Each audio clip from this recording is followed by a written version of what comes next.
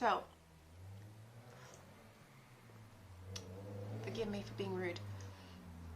I found a vegan, gluten-free orange and chocolate cake, and I'm very happy. In the spirit of which happiness, today you and I are going to do some very easy line learning. Now, this came to me in the middle of the night when I was sleeping, and hopefully I do it justice. I'm going to teach you a ridiculous line learning exercise. So whether you need to learn lines for a speech you're doing at a wedding, or you need to do a presentation, or you have something really important to say and you've been rehearsing it and you're worried about getting the words right. What I'm going to work with you on is something ridiculous. And by ridiculous, I mean ridiculous. Hello, my name is Mohari Masulu, and welcome to this week's episode of Who'd Be an Actor. So, as an actor, you're going to have scripts or scenes you have to memorize. So you have, as I have had in the last couple of weeks, an audition self-tape, which is something else entirely that we're going to work on another day. But you're going to have to get this tape in, or you're going to have to learn this scene today, now, because you need to get your tapes in tomorrow at 11 a.m. In case you're wondering, it is now 5 p.m. So it is a very tight turnaround. But I have a quick exercise that helps me learn how to learn lines. And also, while you're learning these lines, you get familiar with the character you're playing, which is what you're auditioning for. You're auditioning to play a character. You're not auditioning to learn lines. So you want that out of the way. How are we going to do this? We are going to physicalize the text. Now, here we are, a simple text. Now, the one that came to me in my dream is, the big brown cow jumped over the silver moon. The big brown cow jumped over the silver moon. So what are we going to do? We're going to take that text and we're going to focus first of all on the parts of the text that refer to things, people, animals, objects, whatever that is. So in this text, the big brown cow jumped over the silver moon. Cow, a cow is a thing. The big brown cow jumped over the silver, a moon is a thing. And when we get to those, we're going to physicalize it. So, how could I physicalize cow? The most obvious thing here to do would be to go moo. So when I get to cow, I'm going to go moo. So the big brown moo jumped over the silver. What sound can help me think of a moon? What sound can help me think of a moon? So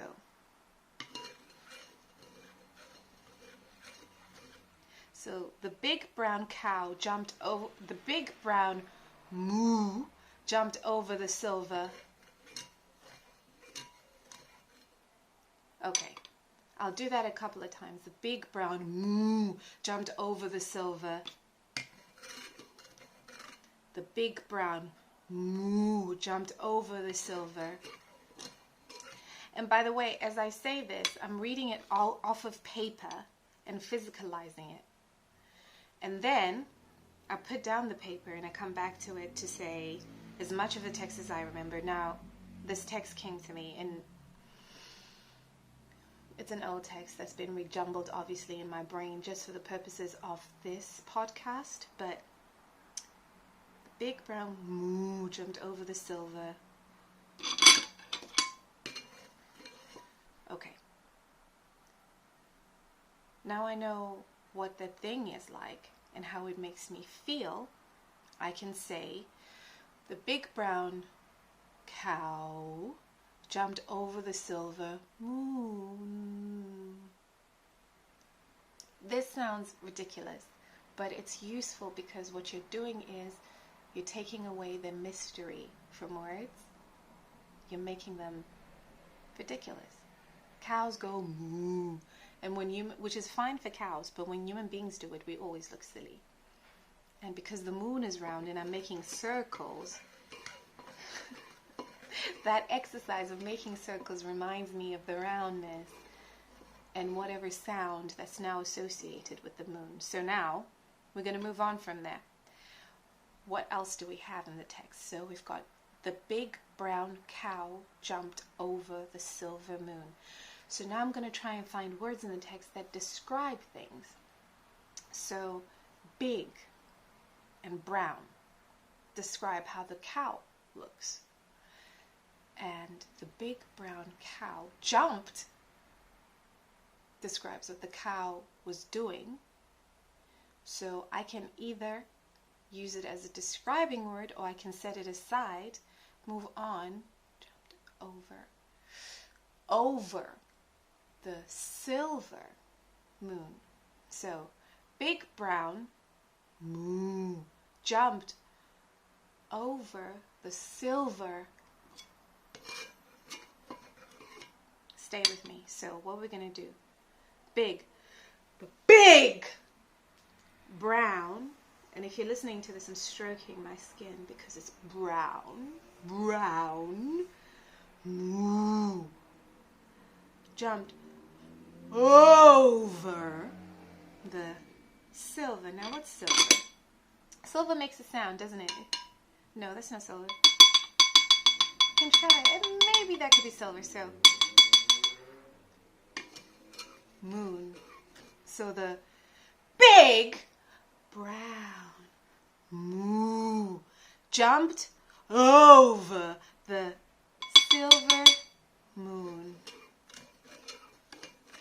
Okay, so I do that a couple of times. The big brown moo jumped over the silver moon.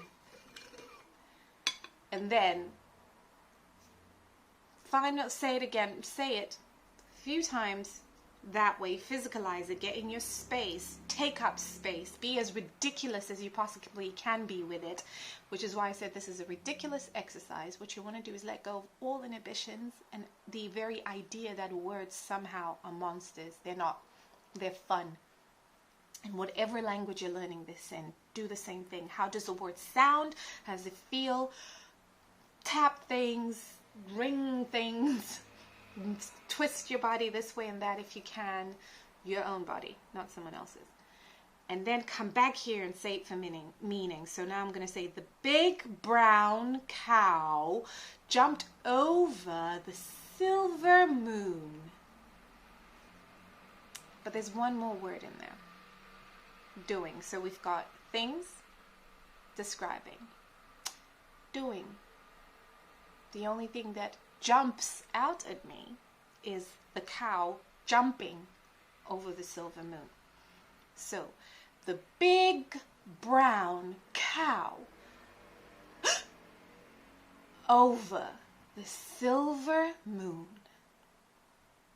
Again, the big brown cow over the silver moon. One more time. The big brown cow over the silver moon. And now for meaning. The big brown cow jumped over the silver moon. One more time for meaning without artifice. The big brown cow jumped over the silver moon. And there you are, a line learning exercise, a ridiculous line learning exercise, something that you can use when you've got your text to learn, or if you get nervous when you have to speak in front of people and you feel like you might even get jumbled with your words. Make the words ridiculous. Make them fun, because words are ridiculous. and they are fun. This has been Who'd Be an Actor. I have been Mukhadima Su, and I use this exercise when I have to learn lines really quickly and stop being nervous about a casting that's been sent to me that I think possibly I could do, or maybe I'm reaching, or you know what, this is for another day. I love you. May God bless you. May He keep you. May He make His face to shine on you and be gracious to you. May He turn His countenance towards you and give you peace. Thank you so much for joining me. Get to learning.